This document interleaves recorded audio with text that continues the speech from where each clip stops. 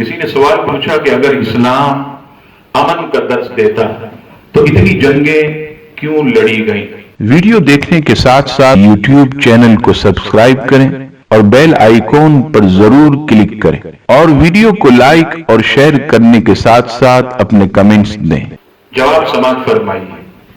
سب سے پہلی بات یاد رکھیے گا کہ اسلام ہمیشہ سے محبت، پیار، بھائی چارگی اور امن و شانتی کا درس دیتا رہا ہے، اور یہ اسلام کا خاصہ ہے۔ دوسرے کسی مذہب میں بھی آپ کو ایسی بھائی چارگی، ایسا امن، ایسا پیار، ایسی محبت نہیں ملے گی۔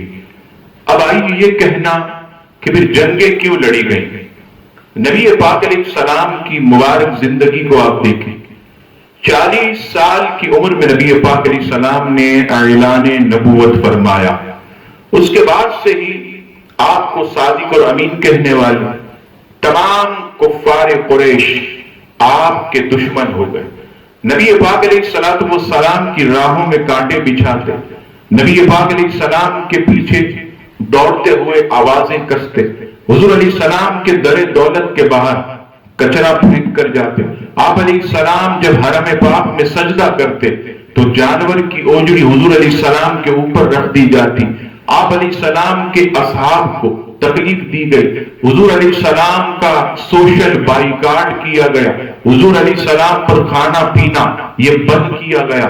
آپ یہ سمجھ لیں کہ 13 برس تک حضور علیہ السلام نے صبر کیا، آپ کے اصحاب نے صبر کیا۔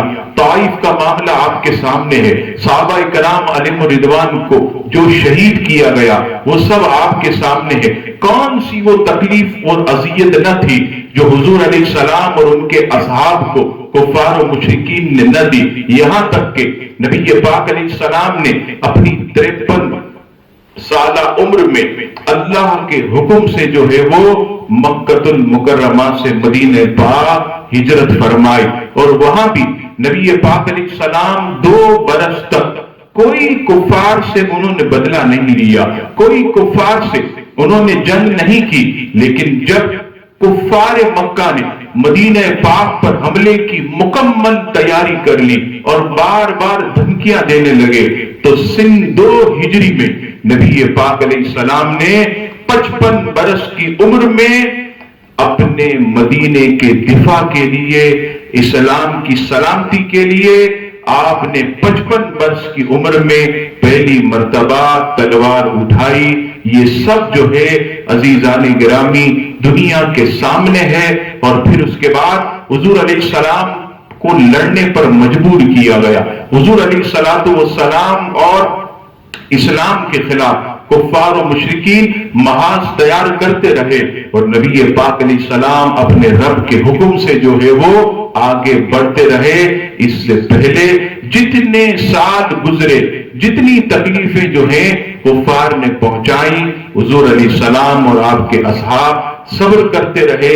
یہ سب تاریخی شواہد یہ واضح کرتے ہیں کہ اسلام یہ تلوار کی زور پر نہیں پھیلا۔ اسلام جو ہے وہ لڑائیوں اور جنگوں کا جو ہے وہ کبھی بھی متحمل نہیں ہو سکتا۔ صرف اور صرف جو ہے اسلام امن اور شانتی کا مذہب ہے، بھائی چارگی کا مذہب ہے۔ نبی پاک علیہ السلام نے کبھی کسی پر ظلم نہیں کیا، نہ آپ کے اصحاب نے کسی پر ظلم کیا۔ تو یہ یاد رکھیے گا کہ جو جنگیں لڑی گئیں یہ صرف اور صرف اسلام کے دفاع میں لڑی گئیں، اور اتنے سال صبر کرنے کے بعد لڑی گئیں۔